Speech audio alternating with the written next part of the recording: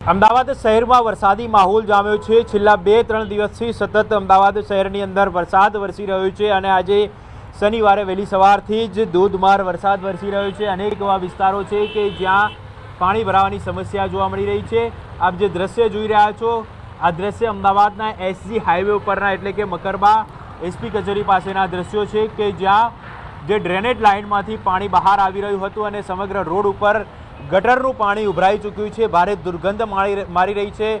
લોકો અહીં ભારે હાલાકીમાંથી પસાર થઈ રહ્યા છે કારણ કે આ જે પાણી છે તે ખૂબ જ દુર્ગંધ મારતું પાણી છે।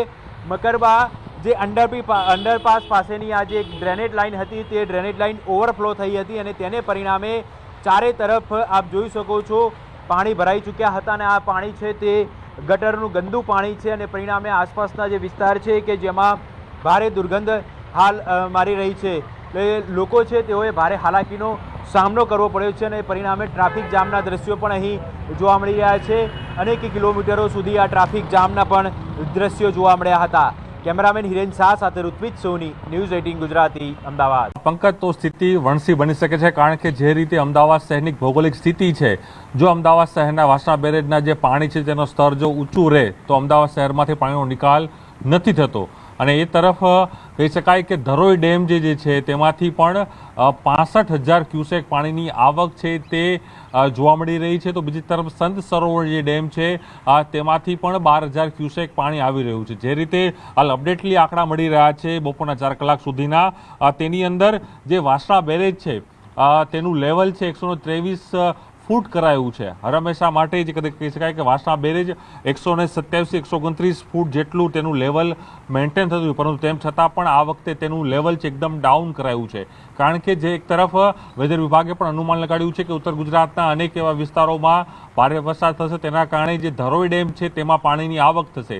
ધરોઈ ડેમ હાલ 90% થી 94% જેટલો ભરાઈ ગયો છે, ત્યારે તેમાંથી પાણીનો જે ફ્લો છે જે જી બિલકુલ। તો અમદાવાદના એસજી હાઈવે ઉપર પણ ટ્રાફિક જામના દ્રશ્યો જોવા મળી રહ્યા છે। આ તસવીરો તમે જોઈ શકો છો। સરખેજ પાસે વરસાદી પાણી ભરાતા વાહન ચાલકોને મુશ્કેલીનો સામનો કરવો પડ્યો। ગટરના પાણી બેક મારતા હાઈવે પર પાણી ભરાયા, અનેક વાહનો રસ્તા વચ્ચે બંધ પડ્યા, હાઈવે પર અવરજવર કરવામાં મુશ્કેલીનો સામનો કરવો પડ્યો।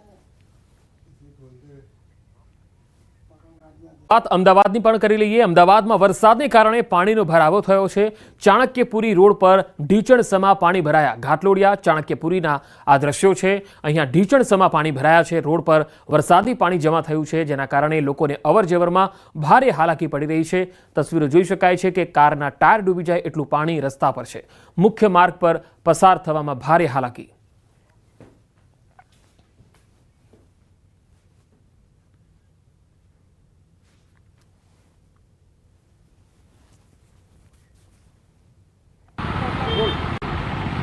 આગામી 2 દિવસમાં અમદાવાદમાં ભારે વરસાદની જે આગાહી કરવામાં આવી છે હવામાન વિભાગ દ્વારા, અને ત્યારબાદ આજે વહેલી સવારથી આ જ પ્રકારનો માહોલ અમદાવાદના અલગ અલગ વિસ્તારોમાં જોવા મળી રહ્યો છે। વાત કરીએ ચાણક્યપુરી વિસ્તારમાં કે જ્યાં છેલ્લા ઘણા સમયથી જગદીશ બંગલો રોડ છે, હરિવિલાસ સોસાયટી છે સહિતના અનેક રોડ ઉપર પાણી જ પાણી જે છે તે સામાન્ય વરસાદમાં પણ જોવા મળતા હોય છે, તેનું કાયમી નિરાકરણ નથી આવતું તેવો સ્થાનિકોનો આક્ષેપ છે। બીજી તરફ ચાણક્યપુરી જે વેજીટેબલ માર્કેટ છે તે વેજીટેબલ માર્કેટ પાસે મોટી સમસ્યા જે છે તે એ જોવા મળી રહી છે કે તેમનું જે કામગીરી જે છે તે યથાવત છે અને તેના કારણે ક્યાંક ને ક્યાંક પાણીનો ભરાવો જે છે તે અહીંયા આગળ ચાલુ રોડ ઉપર જોવા મળી રહ્યો છે અને અનેક વાહન ચાલકો જે છે તેને મુશ્કેલી પડી રહી છે। આ દ્રશ્યો જોઈ શકો છો। દ્રશ્યો છેલ્લા 10 વર્ષથી હોવાનું સ્થાનિકોનું કહેવું છે કારણ કે 10 વર્ષથી વાહન ચાલકોને અહીંયાથી નીકળવામાં તકલીફ પડી રહી, મુશ્કેલીનો અનુભવ થઈ રહ્યો છે। અનેક વાહનો જે છે તે વરસાદ સામાન્ય પડતા બંધ થઈ જતા હોય છે અને પાણીમાંથી તેમને પસાર થવું પડે તેવી સ્થિતિ છે। કેટલાક સ્થાનિકો છે તેમની સાથે વાતચીત કરવાનો પ્રયત્ન કરીશું। વળી છેલ્લા કેટલા સમયથી આ વિસ્તારમાં આ પ્રકારની પરિસ્થિતિ વિસ્તારમાં 10 વર્ષથી પરિસ્થિતિ આની આ છે। ગમે એમ લાઈનો મોટા ભૂંગળા નાખ્યા, નવી લાઈન નાખી, પણ કોઈ પાણીનો નિકાલ થતો જ નહીં। છોકરાઓને સ્કૂલે લેવા જવું, મેકવા જવું, થોડો ઘણો વરસાદ પડ્યો નહીં કે ચાલુ થયું નહીં। અને આ ઇલેક્ટ્રિક ધાંભલાઓ છે તો જો કદાચ લાઇનના કારણે શોર્ટ સર્કિટ થયું તો બધા ચોંટી રહેવાના, બરાબર, પણ કોઈ જોનાર જ છે નહીં। હમણાં કોર્પોરેટરને આવ્યા હતા, એ પોતે બધા એએમસીના માણસો લઈને ઢાંકણા બાંકણા ખુલ્લાવરાયા, પણ સમસ્યાનું આનું કોઈ હલ જ થતું નહીં। કોર્પોરેટર આગળના વરસાદમાં બી આવ્યા હતા, 2 વખત આવીને ગયા, ઢાંકણા ખોલાવરા, પણ આ નીચાણો વિભાગ છે એટલે કોઈ સમસ્યાનું હલ થતું નહીં. પાણી તો એનું એ થોડો ઘણો બી વરસાદ આવી જાય ને તો ચક્કાજામ થઈ જાય, ભરાઈ જ જાય. કોઈ નિકાલ આના લીધે બધા ગટરોમાંથી બેગ મારે છે એટલે બધા ઘરોમાં નીકળે પાણી. આ સિવાય આ ચાણક્યપુરી વિસ્તારમાં અનેક એવો વિસ્તાર છે. સામેની બાજુ કઈ કઈ સોસાયટી છે કે જ્યાં પાણી ભરાઈ જાય? જજ બંગલા સામેની બાજુ જજ બંગલા છે, આ સેક્ટર 5 આકાશ પરિસર છે, આ બે જગ્યા અને હરિવિલા ફ્લેટ. આટલા વિસ્તારમાં તો છેલ્લા 10 વર્ષથી આની આ જ પોઝિશન છે. તો અગાઉ કોઈ રજૂઆત આ બાબતે કરી હોય? રજૂઆત થાય છે, કામકાજ બી થાય છે, પણ એનો કોઈ નિકાલ જ નહીં. સ્થાનિકોનું કહેવું છે કે તેનું કાયમી નિરાકરણ આવે તે માટેની રજૂઆતો અનેક વખત કરવામાં આવી છે, પરંતુ તેમ છતાં પણ આ પરિસ્થિતિ ઠેરની ઠેર છે. ત્યારે આનો હલ ક્યારે આવે છે તે જોવું રહ્યું. કેમેરામેન પ્રકાશ દેસાઈ સાથે મૌલિક ગામેચા, ન્યૂઝ 18 ગુજરાતી, અમદાવાદ.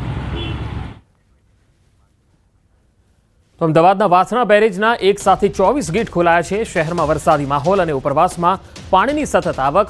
ઉપરવાસમાંથી 50,000 ક્યુસેક પાણી આવવાની સંભાવના છે. શહેરમાં પાણી ભરાવાના સંકટથી બચવા બેરેજના દરવાજા ખોલાયા છે. બેરેજના 30 દરવાજા પૈકી 24 દરવાજા ખોલવામાં આવ્યા. શહેરી વિસ્તારમાં પાણીનો ભરાવો ન થાય તે માટે નિર્ણય કરાયો છે. વરસાદી માહોલ વચ્ચે તંત્રનો મહત્વપૂર્ણ નિર્ણય. નીચાણવાળા વિસ્તારોમાં એલર્ટ પણ અપાયું છે. વધુ માહિતી મેળવી સંવાદદાતા પ્રણવ પટેલ મારી સાથે જોડાયા છે. પ્રણવ, વાસણા બેરેજના દરવાજા ખોલવામાં આવ્યા છે. જો હજુ